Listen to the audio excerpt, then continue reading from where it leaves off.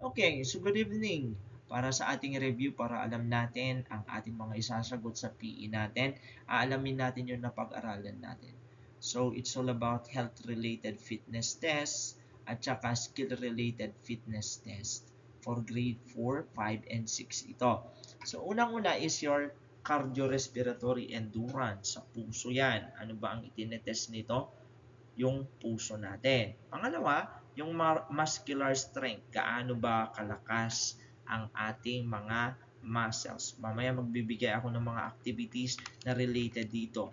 Sunod is muscular endurance. Gaano ba katibay ang ating mga muscles. So, pangalawa, meron pang kasama yan, nandyan din ang flexibility and body composition. Gaano ba ka-elastic yung ating katawan at gaano ba kalaki, kaganda ang ating katawan. So those are the things that we need to learn. So una, para matest natin ang cardiorespiratory endurance, ano ba, what are the activities that needed for this? The first one is, okay, I will write. Let me see if I will be able to write here. Number one is running. Ay, pangit sulat ko.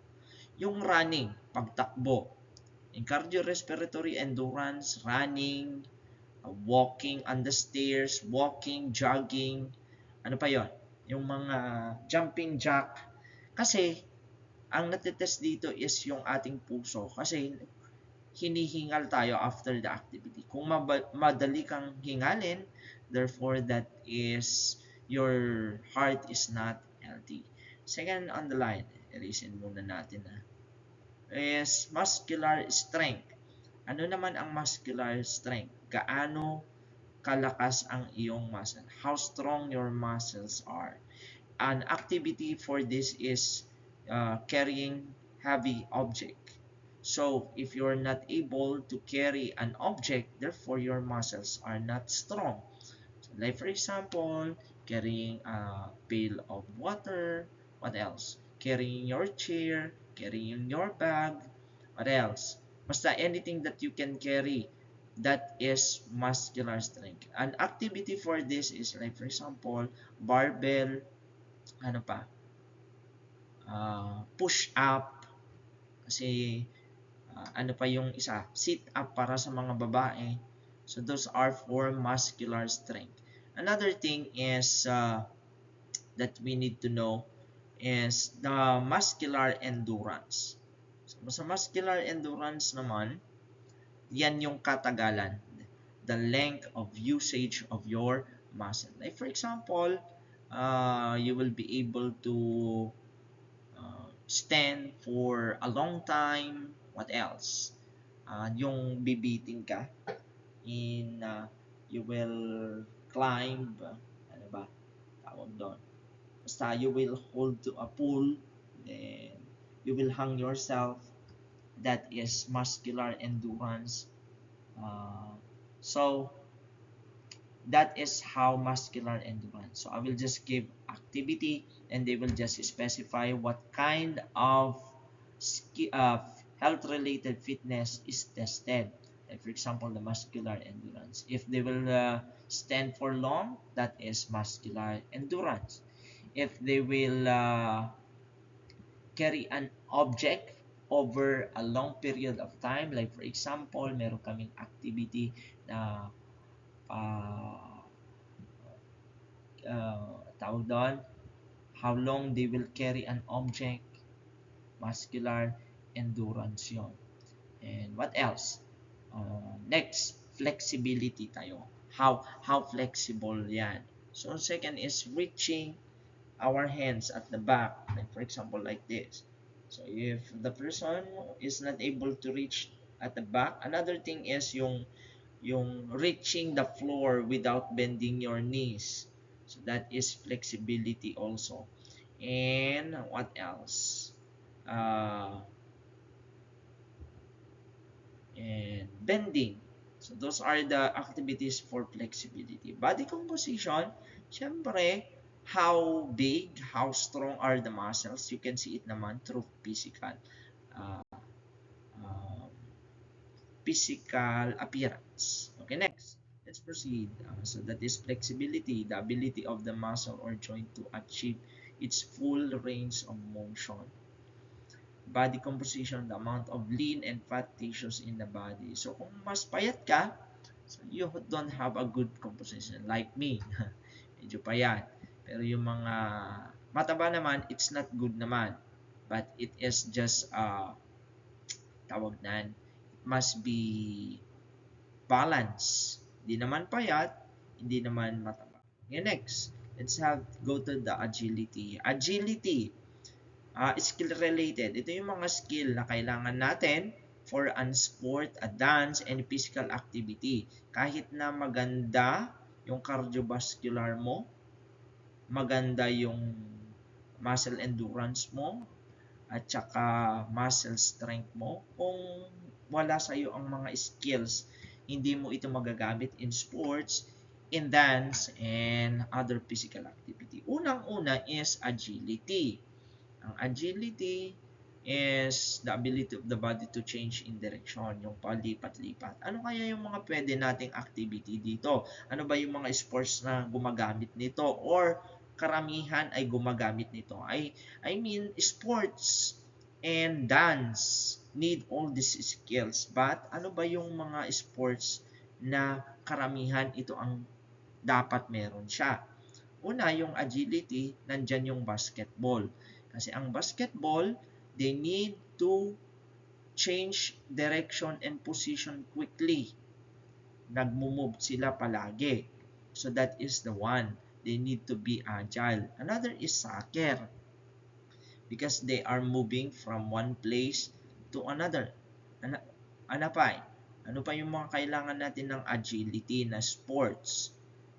Kailangan din ng agility ang tinatawag natin yung poker ba yon or rugby or yung football na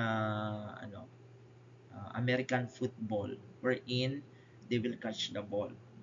Next, we have balance. So ano naman ang sports na kailangan ng balance?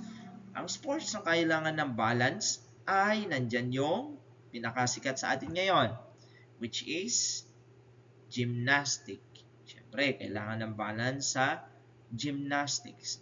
Ano pa? Ano pa yung mga kailangan ng balance? Motorcycle. Yung motocrossing na tinatawag natin. What else? Yung sa exhibition, tawag doon.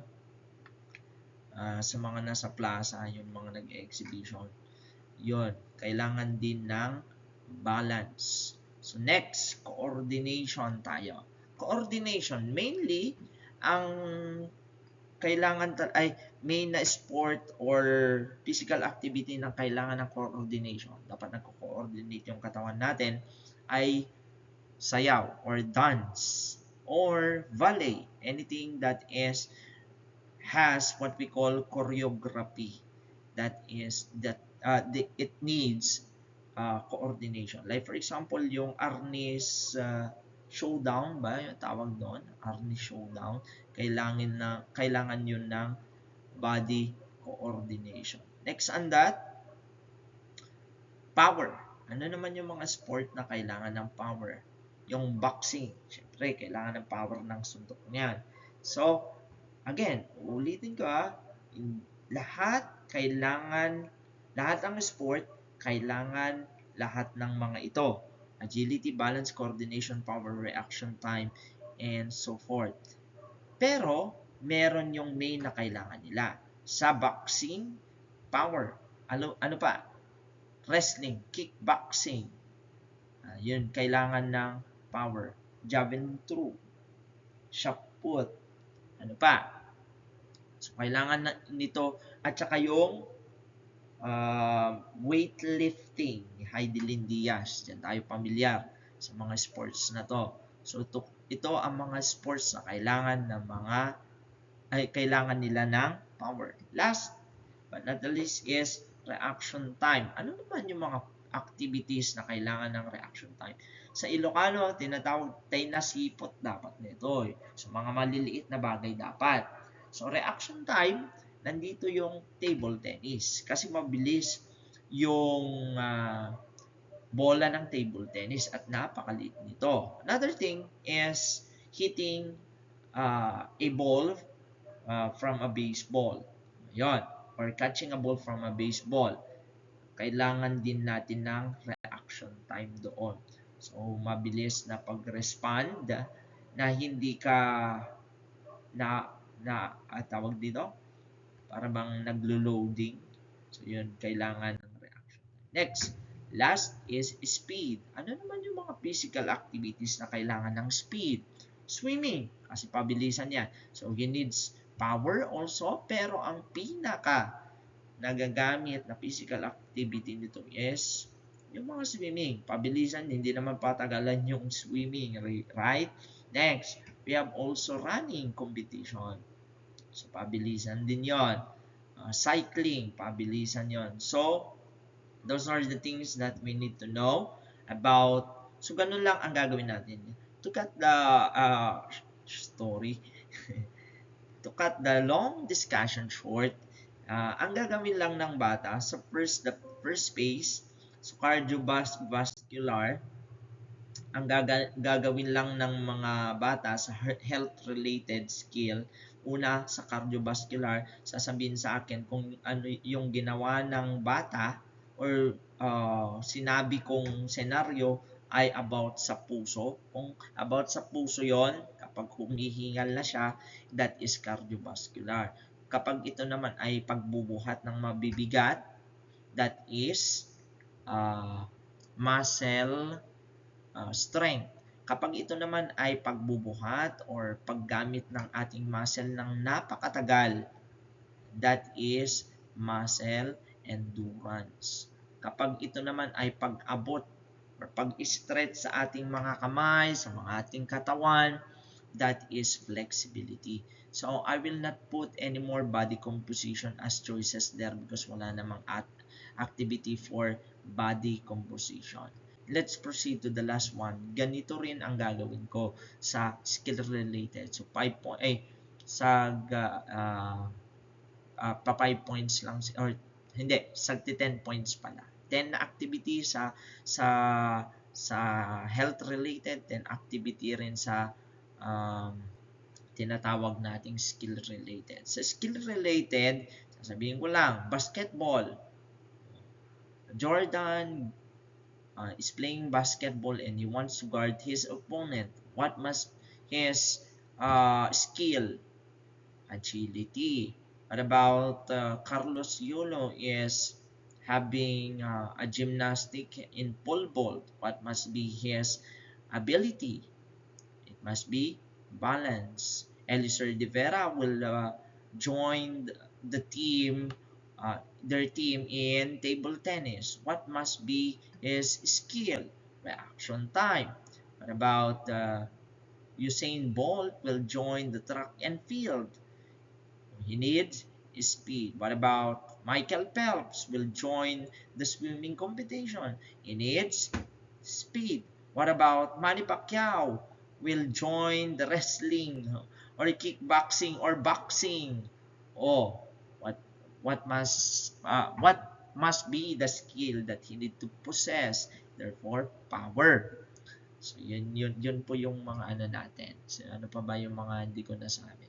So, those are the things that they need to know. You need to know about PE, health-related fitness test.